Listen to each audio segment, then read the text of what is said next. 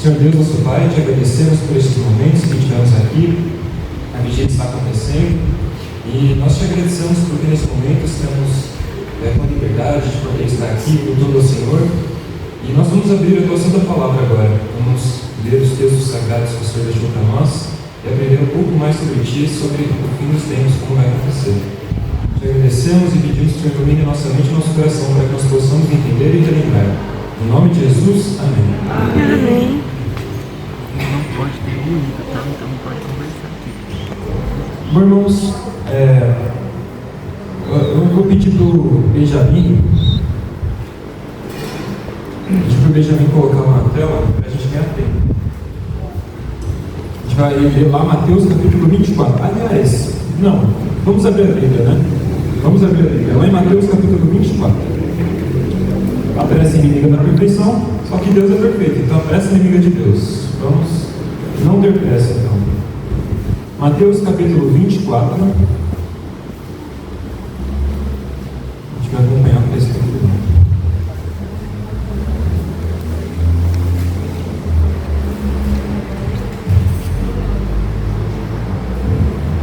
Todos acharam? Amém. Amém. Mateus capítulo 24. A gente vai ler a partir do versículo 3. Diz assim, ó, a gente vai ler e comentando sobre eles. Versículo 3. No Monte das Oliveiras achava-se Jesus assentado, quando se aproximaram dele seus discípulos em particular, e lhe pediram: dize-nos quando sucederão essas coisas, e que sinal haverá da tua vinda e da consumação do século. Versículo 4. Então ele lhe respondeu: vede que ninguém vos engane. Primeira coisa que eu vou parar nos versos para a gente comentar, eu queria comentar sobre esse versículo 4. Vede que ninguém vos engane. Ora, se Jesus está falando, tome cuidado, porque vão enganar vocês, é porque vai ter gente tentando se passar por Deus, tentando se passar por Cristo, tentando enganar as pessoas no fim dos tempos. Ele falou: toma cuidado para vocês não serem enganados. Paulo depois ele vai dizer: ainda que desça um anjo de luz do céu, se ele pregar algum evangelho que seja diferente desses que lhe foi anunciado, não acreditem. Tomem cuidado. Imagina um anjo de luz descendo, vindo aqui pregar, bonito, reluzente, brilhando, e ele começa a falar as coisas. Aí ele faz um milagre. Com a fé tão fria como está no povo de hoje, facilmente as pessoas acreditariam, né? Imagina, ele está aqui fazendo milagres, maravilhas, sinais. É muito fácil as pessoas serem enganadas por causa disso. Então, mesmo que desse um anjo de luz do céu, se ele estiver proclamando um evangelho diferente do que está aqui, não acreditem. E por que eu estou dizendo isso? Porque Jesus disse isso, porque vai acontecer. Se a gente não estiver firmado na palavra de Deus, se a gente não estiver conhecendo as coisas que está escrito aqui, a gente vai ser enganado. Ele disse: se possível, enganarão até os eleitos. Então imagina nós, adventistas, o povo da verdade, que conhece a verdade, muitos adventistas serão enganados. E Deus queira que não seja nenhum de nós que está aqui. Então, para que a gente se prepare para o fim, vede que ninguém vos engane. Se prepare, continuem lendo a Bíblia, estudem ela com a fome, para quando acontecer, não ser um de nós, não ser nenhum de você. Porque imagina, se a gente for enganado por eles, a gente vai para o mesmo caminho deles. E o caminho deles não é o céu. Porque o inferno foi preparado para Satanás e seus anjos, seus demônios. Se a gente segue o evangelho que eles forem proclamar, a gente vai ter o mesmo destino deles. E não é bom. Vamos continuar lendo. Versículo 5. Porque virão muitos em meu nome. Jesus dizendo aqui: virão muitos em meu nome, dizendo: eu sou Cristo. Enganarão a muitos. E certamente ouvireis falar de guerras e rumores de guerras. A gente está ouvindo ou não está? Guerras e rumores de guerras. Guerras tem desde que o mundo é mundo. E hoje está acontecendo a mesma coisa. Guerras e rumores de guerras. Vedes, não se assustem, porque é necessário que assim aconteça, mas ainda não é o fim. Versículo 7. Porquanto se levantará nação contra nação, reino contra reino, e haverá fomes e terremotos em vários lugares. Não parece que Jesus estava escrevendo isso em 2025? Não é o que está acontecendo hoje em dia no nosso mundo também? Versículo 8. Porém, tudo isso é o fim. O princípio é só o começo. Quando vocês ouvirem falar de guerras, de fome, fica tranquilo, é só o começo. É o princípio das dores. Ainda vai ter muitas outras dores depois disso. Vede que ninguém vos engane. Continuando. Versículo 9. Então sereis atribulados e vos matarão. Agora está dizendo para nós aqui, Igreja do Esmeralda, está aqui essa noite. Então sereis atribulados e vos matarão. Sereis odiados de todas as nações por causa do meu nome. Jesus está dizendo. A gente vai ser odiado. A gente vai ser, vão nos matar por causa do nome de Cristo. Por causa do meu nome. Versículo 10. Nesse tempo, muitos vão de se escandalizar, trair e odiar uns aos outros. Será que isso está acontecendo na Igreja de Esmeralda? Será que a gente está traindo uns aos outros, odiando os nossos próprios irmãos daqui? Ou seja, alguém do nosso trabalho, da nossa família? Como está o nosso relacionamento com o próximo? Será que a gente se enquadra nisso aqui? Muitos vão de se escandalizar, odiar uns aos outros, contrair uns aos outros.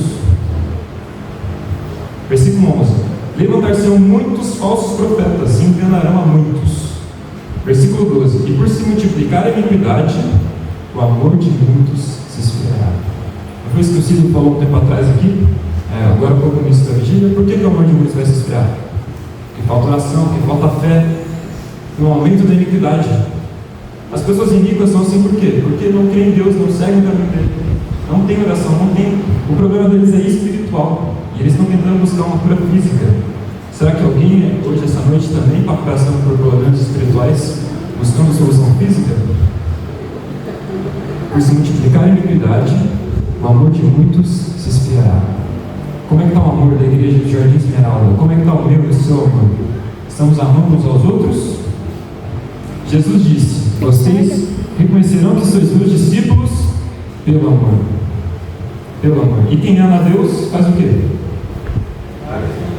Guarda os mandamentos. Qual que é o resumo de toda a lei que Jesus fala? Amarás o teu Deus sobre todas as coisas e ao teu próximo como a ti mesmo. É o amor. O amor de muitos vai se inspirar no fim dos tempos. Isso não pode acontecer conosco.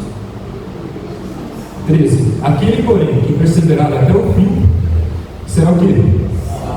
Salvo. E será pregado este evangelho do reino por todo o mundo, para testemunha a todas as nações. Então virá o fim. Que forte, não é? Ver isso. Só que eu pergunto, o que acontece se eu agora, nesse momento aqui, pegar uma lâmpada e acender? Vai fazer diferença? Não está tudo iluminado aqui já? Onde que uma lâmpada vai ser útil? Onde está escuro. Se a gente não sair, proclamar esse evangelho para as pessoas que estão na escuridão, como que Jesus vai voltar? Ele vai voltar, você pregando ou não? Porque até as pedras clamarão se não tiver quem falar. Mas uma lâmpada é útil no escuro. Onde já está iluminado, uma lâmpada pode queimar, a outra está fraquinha, mas tem lâmpada forte. Mas no mundo lá não tem lâmpada nenhuma. Precisamos ir para lá. Nós somos a luz do mundo. Não foi isso que Jesus falou no Sermão do Monte? Vós sois a luz do mundo, que a vossa luz brilhe diante dos homens, para que vejam as boas obras que vocês fazem e glorifiquem o Pai de vocês que está nos céus. No fim dos tempos, qual que é a nossa missão? Ser uma luz neste mundo. Esse mundo está escuro, está cruel. A tristeza está grande. O ódio está grande. Traições acontecendo a todo momento. As pessoas se desviando de Cristo de todos os lados. Cristo bate na porta do meu e do seu coração. Temos abrido a porta para Ele? Vamos pular lá para o verso 22. Não, verso 23. Mateus capítulo 24, verso 23. Então, se alguém vos disser: eis aqui o Cristo, ou ele ali, não acrediteis. 24. Porque surgirão falsos cristos e falsos profetas, operando grandes sinais e prodígios, para enganar, se possível, os próprios eleitos. É isso que eu estava comentando agora. Imagina um anjo de luz aqui na frente, fazendo coisas incríveis que a gente nunca viu. Humano é impossível fazer isso. Será que a gente vai estar lá glorificando a Deus? Opa, será que ele vem realmente de Deus?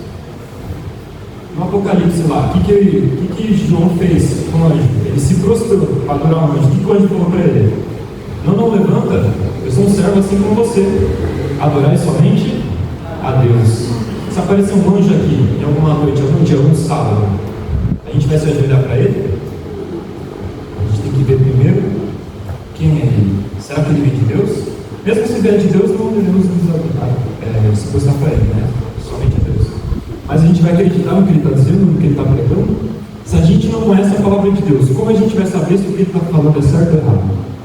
Se o profeta está pregando alguma coisa contra Deus, está todo mundo sendo enganado, a gente vai ficar em silêncio? Vede que ninguém vos engane. Muitos surgiram em nome de Cristo, dizendo que é Cristo, mas o que diz aqui no verso 24? Não acrediteis, porque se possível enganarão até os eleitos. Verso 26. Portanto, se vos disserem, eis que ele está no deserto, não saias, ou ele no interior da casa, não acrediteis, porque assim como o relâmpago sai do oriente e mostra-se no ocidente, assim é de ser a vinda do Filho do Homem. Onde estiver o cadáver, ali se ajuntarão os abutres. Verso 29. E aqui é incrível o que ele diz. Logo em seguida as tribulações daqueles dias, o sol se escurecerá. A lua não dará a sua claridade, e as estrelas cairão no firmamento. Olha, causas astronômicas. O sol vai se escurecer, as estrelas vão cair, a lua não vai ter brilho mais. Então aparecerá no céu o sinal do Filho do Homem, Jesus aqui, e todos os povos da terra se lamentarão, e verão o Filho do Homem vindo sobre as nuvens com poder e grande glória. Amém. Glória a E ele terá Deus. os seus anjos com grande clamor de trombeta, os quais reunirão os seus escolhidos dos quatro ventos, de uma a outra extremidade dos céus. Será que essa é a maior promessa que esperamos, que toda a humanidade espera desde que o mundo é mundo? A volta do Filho do Homem? Amém. Esperavam a primeira, Jesus veio, ele cumpriu. Ele disse que vai voltar, e ele vai cumprir. Amém. O que ele diz, ele cumpre. Ele disse que vai voltar e vai nos buscar. E ele vai cumprir. Amém. Assim será a vinda do Filho do Homem. Ele conta uma parábola interessante, aqui a partir do 32. Aprendei, pois, a parábola da figueira. Quando já seus ramos se renovam e as folhas brotam, sabeis que está próximo o verão. Como que a gente sabe que está no inverno? Assim, pelo frio dá para saber. Mas o que acontece com as árvores? As folhas caem, né? Das árvores quando está no inverno. É verdade. Aí surge a primavera, surge um monte de flores. No outono já muda de cor as folhas. São sinais de que está próximo o verão, que está próximo o inverno, ou que já está acontecendo. E Jesus conta com essa palavra a mesma coisa. A vinda do Filho do Homem também é assim. Não vai acontecer de repente. Vai ter muitos sinais. Se a gente não tiver atento, o que vai acontecer? A gente não vai nem perceber.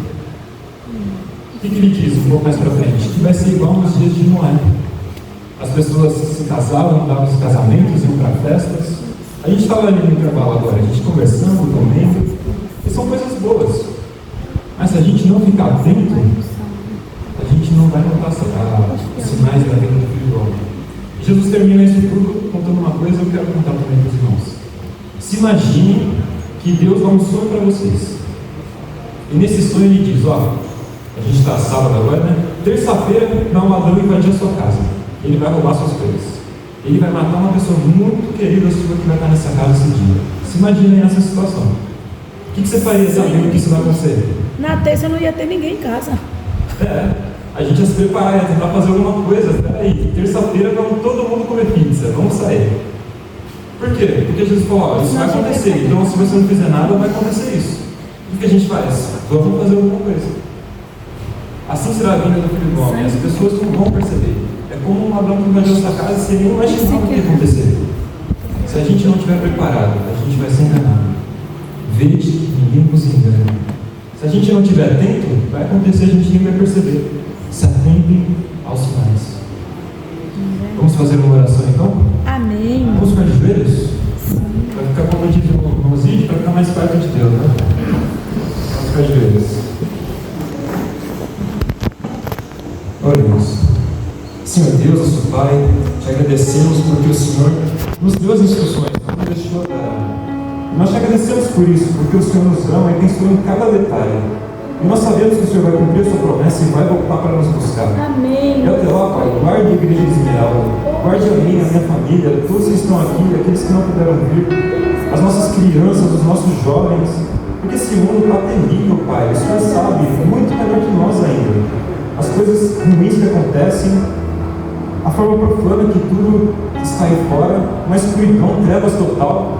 Nós pedimos, Pai, que o Senhor nos envie, Pai, para iluminar a vida daquelas pessoas, para que elas conheçam a Ti, tanto aqui na igreja quanto fora da igreja, que o Seu nome seja proclamado em todo o mundo, Pai. Nos abençoe, Pai, nos dê entendimento para que a gente não seja enganado. Nos dê a vontade, Pai, uma fome de ler a Tua palavra, de aprender sobre Ti, de conversar sobre Ti, de espalhar o Teu Evangelho para todo mundo. Amém. No nosso trabalho, na nossa família, na nossa casa. Nossa casa, serviremos a Ti até a Tua volta e depois disso também. Amém. Nós pedimos, Pai, que o Senhor habite em nós. Que o nosso amor, que Cristo, que o Senhor habite em nós. Para que nós possamos ser a Tua luz neste mundo. Para que as pessoas olhem para nós e vejam a Ti. Que elas se convertam a Ti. Amém. Nós te agradecemos, pedimos perdão pelas nossas falhas, nossos pecados. Nós pedimos, Pai, consagramos a Igreja do Esmeralda a Ti. Em nome de Jesus, amém. Amém.